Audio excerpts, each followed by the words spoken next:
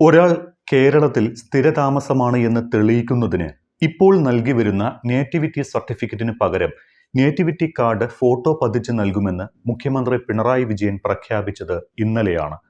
അപ്പോൾ മുതൽ ഇതുമായി ബന്ധപ്പെട്ട് പലവിധ സംശയങ്ങളും ജനങ്ങൾക്ക് ഉണ്ടാകുന്നുണ്ട്.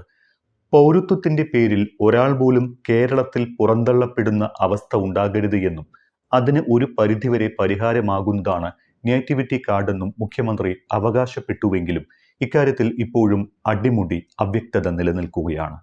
കാർഡിന്റെ നിയമസാധുതയെപ്പറ്റിയും നേറ്റിവിറ്റി കാർഡ് അംഗീകൃത പൗരത്വ രേഖയായി കണക്കാക്കുമോ എന്നെല്ലാമുള്ള സംശയങ്ങളും അതിൽ അവ്യക്തതകളും നിലനിൽക്കുകയാണ്. നിലവിലുള്ള നേറ്റിവിറ്റി സർട്ടിഫിക്കറ്റ് തന്നെ നിയമപ്രാബല്യമുള്ള രേഖ അല്ല എന്നിരിക്കെ നേറ്റിവിറ്റി കാർഡിന് എത്രത്തോളം നിയമസാധുത ലഭിക്കുമെന്ന ആശങ്കയാണ് ഇപ്പോഴുള്ളത്. കേരളത്തിൽ ഇപ്പോൾ നൽകി വരുന്ന നേറ്റിവിറ്റി സർട്ടിഫിക്കറ്റിന് പകരമായി എല്ലാ കാലത്തും ഉപയോഗിക്കാവുന്ന ഒന്നായാണ് സംസ്ഥാന സർക്കാർ നേറ്റിവിറ്റി കാർഡിനെ വിഭാവനം ചെയ്യുന്നത്. ഒപ്പം സർക്കാരുമായി ബന്ധപ്പെട്ട സേവനങ്ങൾക്കും മറ്റ് സാമൂഹിക ആവശ്യങ്ങൾക്കും നേറ്റിവിറ്റി കാർഡ് ഉപയോഗപ്പെടുത്താമെന്നും ഈ രീതിയിൽ നിയമ പിൻബലത്തോടുകൂടിയ ആധികാരിക രേഖയാണ് നേറ്റിവിറ്റി കാർഡ് നൽകുക എന്നുമാണ് സർക്കാർ അവകാശപ്പെടുന്നത്. ഒരർത്ഥത്തിൽ പൗരത്വമടക്കമുള്ള ആശങ്കകൾക്ക് ഒരു പരിധിവരെ നേറ്റിവിറ്റി കാർഡ് പരിഹാരമാകുമെന്നും സർക്കാർ അവകാശവാദം ഉന്നയിക്കുന്നുണ്ട്. പക്ഷേ ഇന്ത്യയിൽ നിലവിലുള്ള പൗരത്വ നിയമത്തിന്റെ പ്രാബല്യം ഈ നേറ്റിവിറ്റി കാർഡിന് ഉണ്ടാകുമോ എന്ന് വ്യക്തതയില്ല. നിലവിൽ പൗരത്വ നിയമത്തിൽ പൗരത്വം തെളിയിക്കാൻ ദേശീയ പൗരത്വ രജിസ്റ്ററും അതിന്റെ അടിസ്ഥാനത്തിൽ ദേശീയ തിരിച്ചറിയൽ കാർഡ് എന്നിവയ്ക്കും വ്യവസ്ഥയുണ്ട്. ആധാർ കാർഡും നിലവിലുണ്ട് എങ്കിലും തിരിച്ചറിയൽ രേഖ എന്നതിനപ്പുറം ആധാർ പൗരത്വത്തിന്റെ തെളിവായി ഇതുവരെ അംഗീകരിച്ചിട്ടില്ല. ഈ സാഹചര്യത്തിൽ ദേശീയ തിരിച്ചറിയൽ കാർഡിന് പകരമെന്ന വിധം കേരളം പ്രഖ്യാപിച്ച നേറ്റിവിറ്റി കാർഡിന് ആ അർത്ഥത്തിൽ നിയമസാധുത ലഭിക്കുമോ എന്നതാണ് പ്രധാനമായും ഉയരുന്ന ചോദ്യം. ഇക്കാര്യത്തിൽ സംസ്ഥാന സർക്കാർ ഇനിയും വ്യക്തത വരുത്തേണ്ടിയിരിക്കുന്നു. നിലവിൽ കേരളം നൽകുന്ന നേറ്റിവിറ്റി സർട്ടിഫിക്കറ്റിനുള്ള വ്യവസ്ഥകൾ തന്നെയാണോ നേറ്റിവിറ്റി കാർഡിനും എന്ന കാര്യത്തിലും വ്യക്തതയില്ല. ജന്മം കൊണ്ട് ഒരാൾ കേരളീയനാണ് എന്ന് സാക്ഷ്യപ്പെടുത്തുന്നതിനാണ് നേറ്റിവിറ്റി സർട്ടിഫിക്കറ്റ് നൽകാറുള്ളത്. എന്നാൽ കേരളത്തിൽ ജനിച്ചയാൾ അല്ലെങ്കിലും 2 വ്യവസ്ഥകളിൽ കേരളത്തിൽ നേറ്റിവിറ്റി സർട്ടിഫിക്കറ്റ് നൽകി വരുന്നുണ്ട്. മാതാപിതാക്കൾ 2 പേരും കേരളത്തിൽ ജനിച്ചു വളർന്നവരാണ് എങ്കിൽ നേറ്റിവിറ്റി സർട്ടിഫിക്കറ്റ് അനുവദിക്കാറുണ്ട്.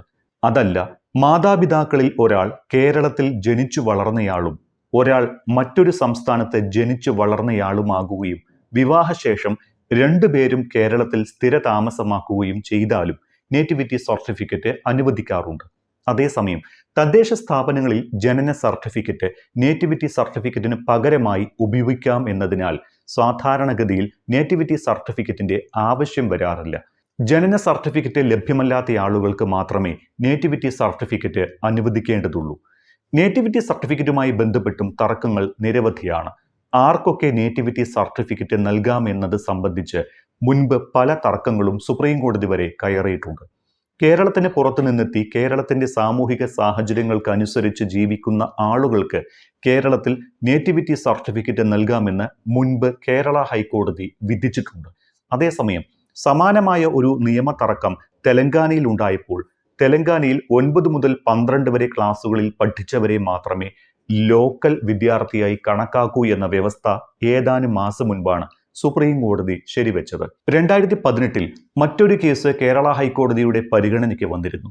തമിഴ്നാട്ടിൽ ജനിച്ച ഒരാൾ പഠിച്ചതും വളർന്നതും കേരളത്തിലാണ് എങ്കിൽ എവിടെ നിന്നാണ് നേറ്റിവിറ്റി സർട്ടിഫിക്കറ്റ് നൽകേണ്ടത് എന്നായിരുന്നു തർക്കം. ഇത്തരം സാഹചര്യങ്ങളിൽ ജനനം എവിടെ എന്നതിനു പകരം പഠിച്ചതും വളർന്നതും എവിടെ എന്നതാണ് പരിഗണിക്കേണ്ടത് എന്നാണ് ഹൈക്കോടതി വ്യക്തമാക്കിയിട്ടുള്ളത്.